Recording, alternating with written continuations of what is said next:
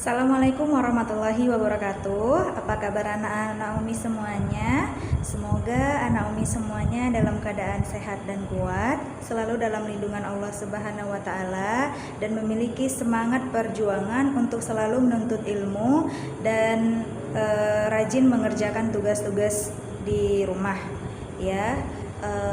Tidak lupa pula untuk anak Umi yang ingin keluar rumah, silahkan memakai masker dan menggunakan hand sanitizer. Selalu menjaga kebersihan dimanapun kalian berada. Baiklah, langsung saja kita akan memasuki pelajaran kita selanjutnya, yaitu tentang teks laporan. Baiklah, Naomi, kita akan mempelajari Bahasa Indonesia kelas 9 tentang menyajikan teks laporan percobaan. Nah, sebelum kita memasuki pembelajaran, kita harus ketahui dulu KD-nya ya. KD pengetahuan ini ada menelaah struktur dan kebahasan teks laporan percobaan yang didengar atau dibaca. Contohnya, percobaan sederhana untuk mendeteksi zat berbahaya pada makanan, adanya vitamin pada makanan, dan yang lain-lainnya. Nah, jadi percobaan itu tidak hanya yang berkaitan dengan sains aja ya, bisa juga yang berkaitan dengan teknologi, yang berkaitan dengan alam, dan lain sebagainya. Kalau percobaan sederhana untuk mendeteksi zat berbahaya kan misalnya kalian bisa lakukan dengan mendeteksi adakah kandungan boraks pada mie, kemudian adakah kandungan listrik pada buah, itu juga bisa ya. Cuman kalian boleh membuat teks percobaan yang simple saja, yang kalian sendiri paham.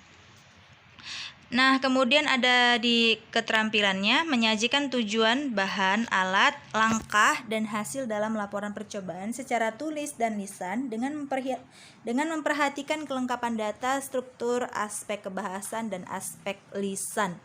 Jadi, kalian nanti goalnya adalah membuat teks laporan secara lisan dan secara tulisan ya. Jadi Umi ingin kalian membuat video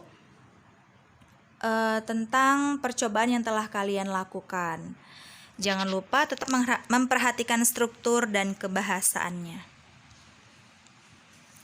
Lanjut, tujuan pembelajaran kali ini yaitu memahami kalimat aktif. Kalimat aktif sudah Umi jelaskan di kelas 8 untuk mengenal kembali kalimat aktif.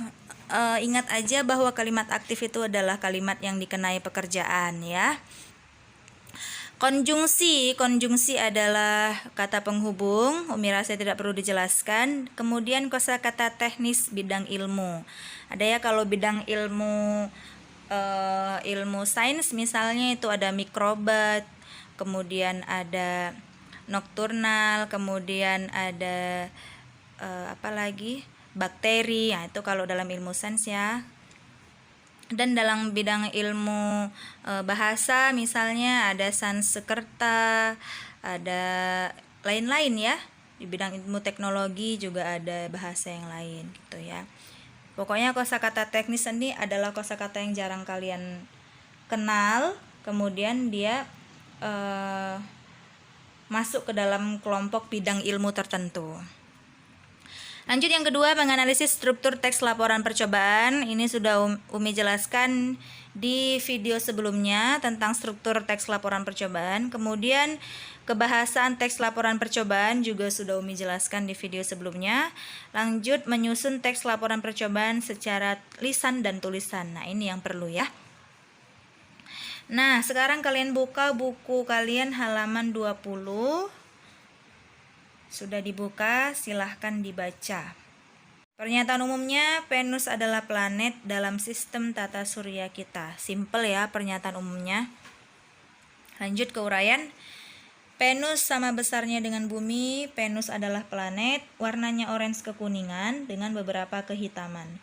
Venus merupakan planet kedua dari matahari antara Merkurius dan bumi. Venus mengitari matahari selama 235 hari bumi. Venus berotasi sekali setiap 244 hari bumi. Venus sangat tua dan berbatu. Langitnya orange dengan kilatan cahaya petir. Itu dia uraiannya ya. Nah, apakah pernyataan umumnya sudah jelas? pernyataan umumnya simple, boleh dibilang cukup jelas ya. Kemudian kosakata teknis apa yang digunakan untuk menjelaskan Venus? Nah, ini ada sistem tata surya, itu masuk ke dalam kosakata teknis, planet, bumi, rotasi itu ya. Kata apa yang menggambarkan proses dan aksi?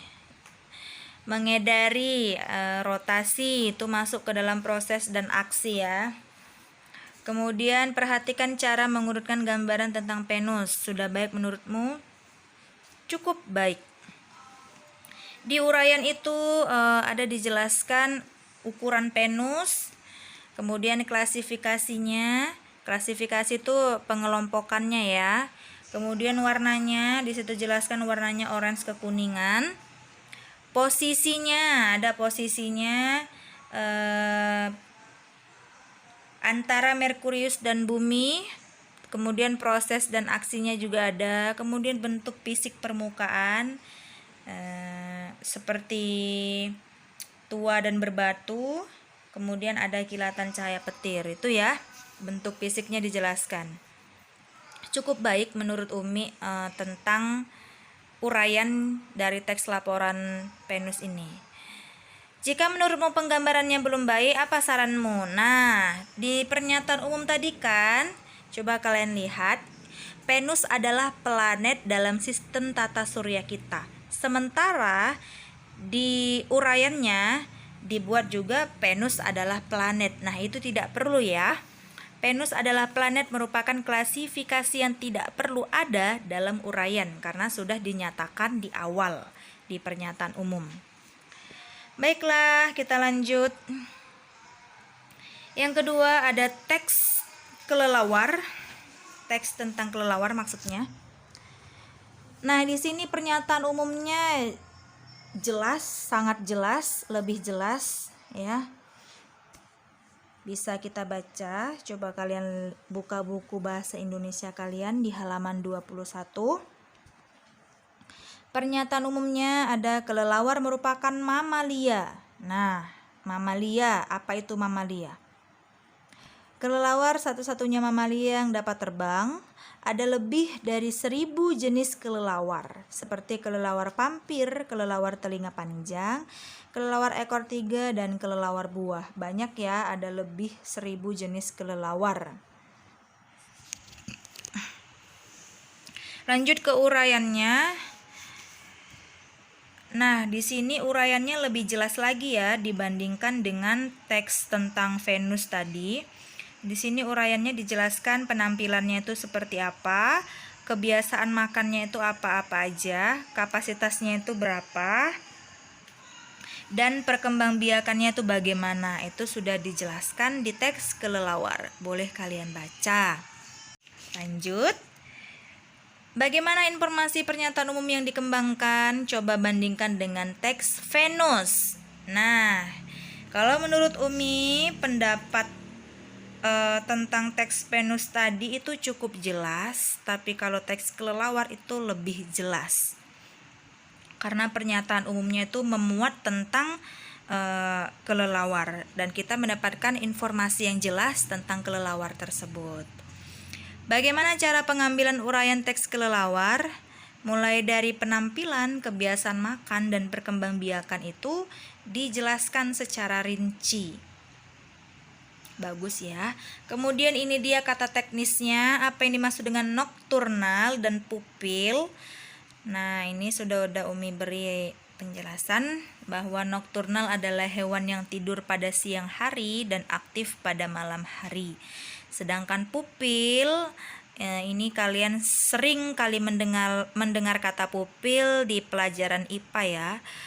Pupil itu bagian bulat di tengah mata, kadang disebut anak mata. Kemudian yang keempat, dapatkah kamu menambahkan informasi tentang kelelawar khas daerahmu? Ada, barong namanya ya, jenis kelelawar pemakan serangga. Kemudian jenis kelelawar yang lainnya ada tidak? Ada. Ada kalong, ada kampret, ada pampir palsu, banyak ya, bukan hanya ini saja. Nah, kalau sudah memahami struktur dan kebahasaan dari teks, kelelawar dan teks penus, kita akan lanjut cara membuat teks laporan percobaan. Jadi, kedua teks tadi adalah sebagai perbandingan bahwa struktur dan kebahasan itu harus benar-benar jelas, dan kita memberikan sebuah laporan itu harus benar-benar bersifat informatif dan komunikatif ya. Jadi tidak berbelit-belit dan pas. Baiklah Naomi, silahkan perhatikan video yang sebenarnya Umi unggah dari YouTube karena Umi tidak sempat membuatnya karena waktu itu sedang mempersiapkan untuk mengikuti perlombaan. Dan kalian nanti juga harus mampu membuat pelangi dengan cara dan metode kalian sendiri ya. Silahkan dilihat. Nah, ini ruangan sudah gelap ya, gelap, benar-benar gelap, tidak ada cahaya satupun, semua pintu dan hordeng jendela ditutup. Kemudian kalian masukkan cermin itu secara menyerong ke dalam gelas.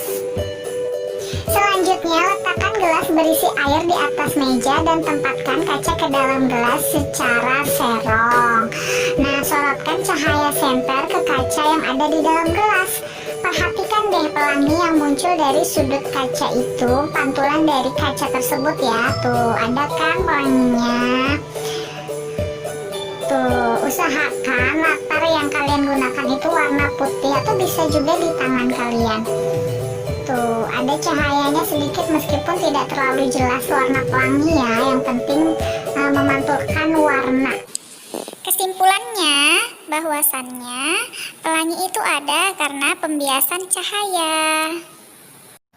Nah, sampai sini anak Naomi sudah paham semua kan? Bagaimana percobaannya? Banget kan?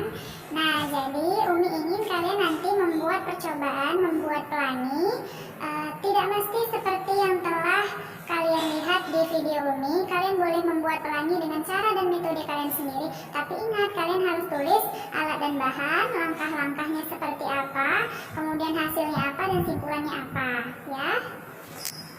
Baiklah Naomi, sampai sini dulu perjumpaan kita. Sampai jumpa kembali di pelajaran Bahasa Indonesia di minggu depan. Selalu menjaga kesehatan, selalu menjaga kebersihan, dan tetap semangat walaupun belajar dari rumah. Kemudian selalu menjaga hafalan dan juga selalu sholat berjemaah untuk laki-laki. Untuk perempuan selalu sholat di rumah, dan jangan lupa tetap menghafal. Sekian dari Umi ucapkan Assalamualaikum warahmatullahi wabarakatuh.